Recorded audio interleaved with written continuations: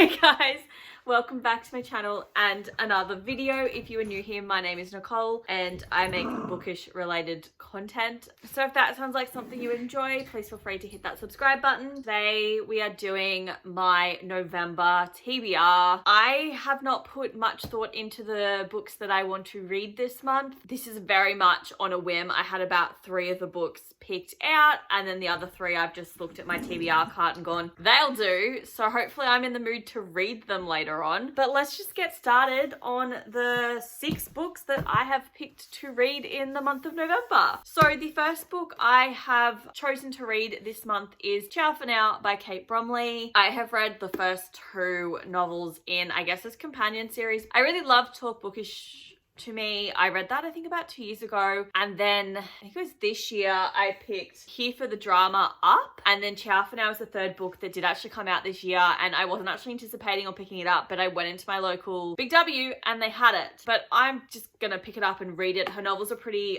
quick, easy reads for me, so that's why I've picked it up. It's sort of a nice fun summerish style book for me in spring. So this book focuses on our main character Violet, who is a fashion student. She's got a whole heap of looming debt and she basically gets given the opportunity to intern with a fashion brand in Rome. So Violet takes up the opportunity, and if she's successful she will land a job in New York working with this fashion brand. So she wants to win this, I guess, competition, for lack of a better term, is what they're referring to on the back of the cover, so she can have her dream job. One day Violet finds herself in a coffee shop and she accidentally destroys a stranger's laptop. It turns out that stranger's laptop is actually her boss's son, Matteo. They don't really get along. They end up hanging out, falling in love. I'd say there's probably going to be some conflict that she's spending more time with him and not actually focusing on the internship. That's going to create some tension for them in their relationship. But this is the 3rd and final book in this little companion series, so I'm really excited to pick it up and read it because I have quite enjoyed the first 2. And then the second book I am planning on reading is Never Never by Colleen Hoover and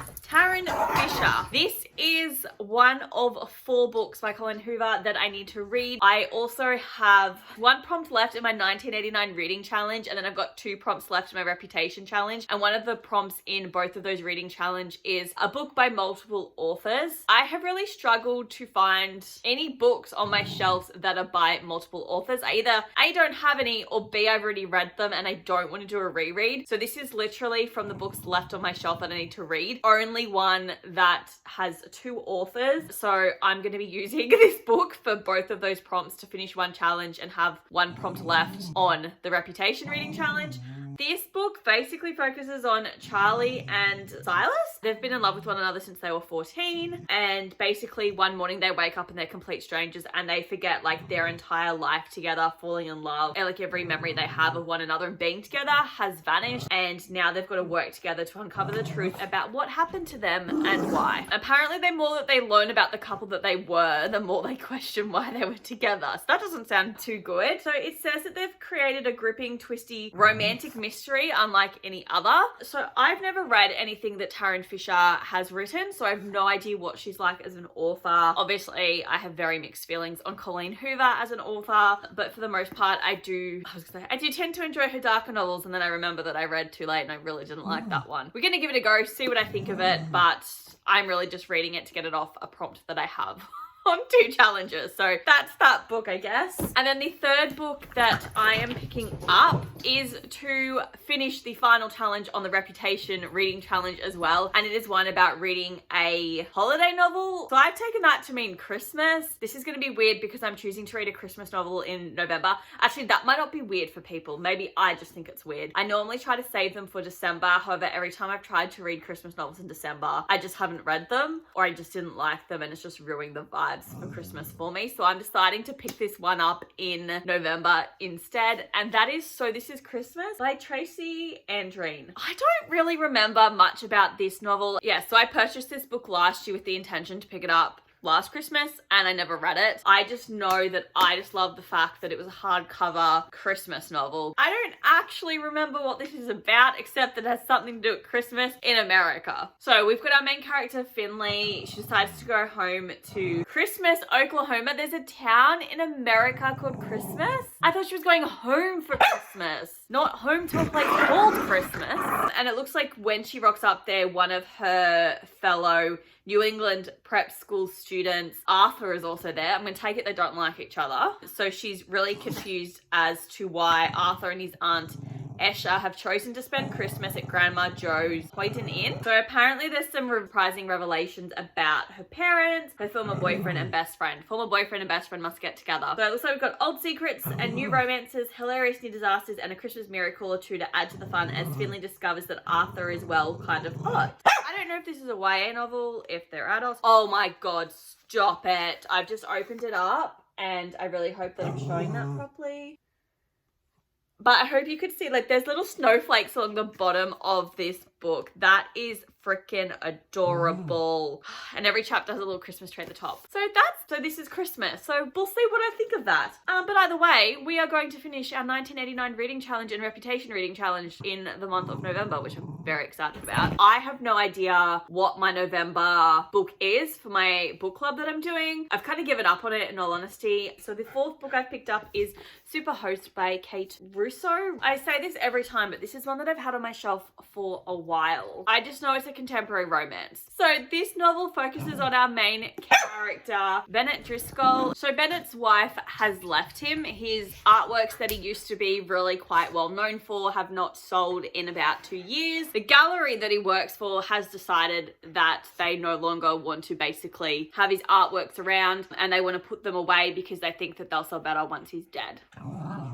He's 55. Exactly, buddy. It's rude. I agree. So he's left with a large West London home and no income, so he's forced to move into his artist studio in the back garden of his place and put his popular vacation house on Airbnb. So basically, he's got his daughter Mia off at an art school. All his relationships are fizzling out. He has sort of trouble finding a purpose for his day-to-day life, and this all changes when he has 3 different guests come and stay. So we've got the lonely American Alicia, tortured artist Emma, and cautiously optimistic divorcee Christy, and they unwittingly unlock the pieces of himself that have been lost for far too long.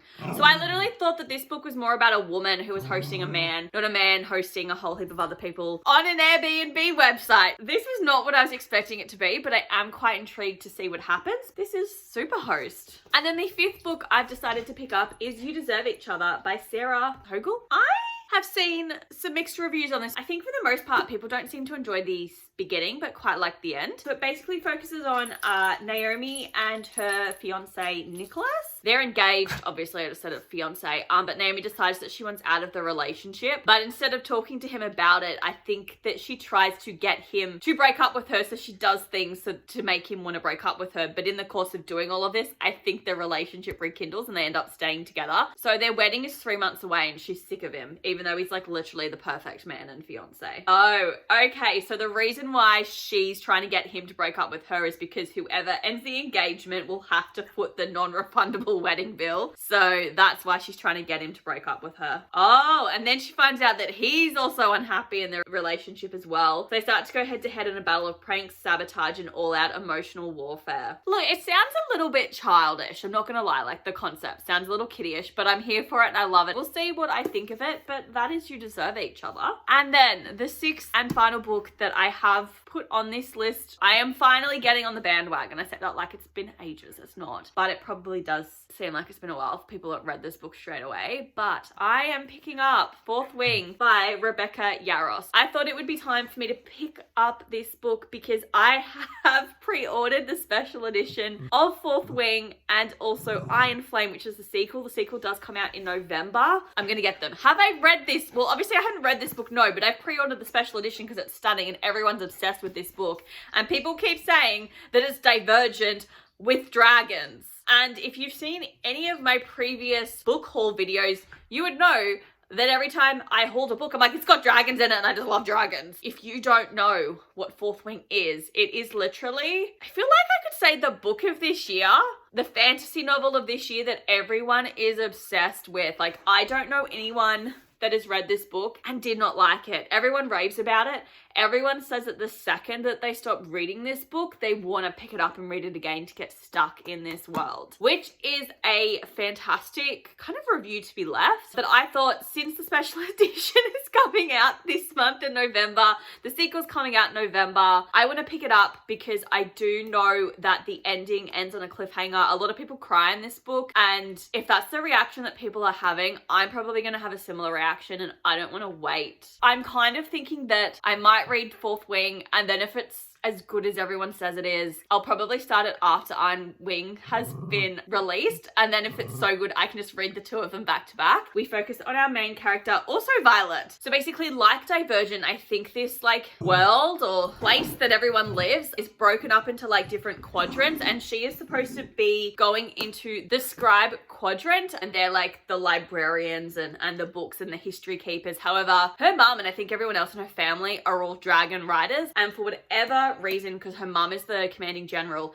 instead of going to being a scribe, she has to be a dragon rider instead. I don't know the guy's name. Oh, Zayden.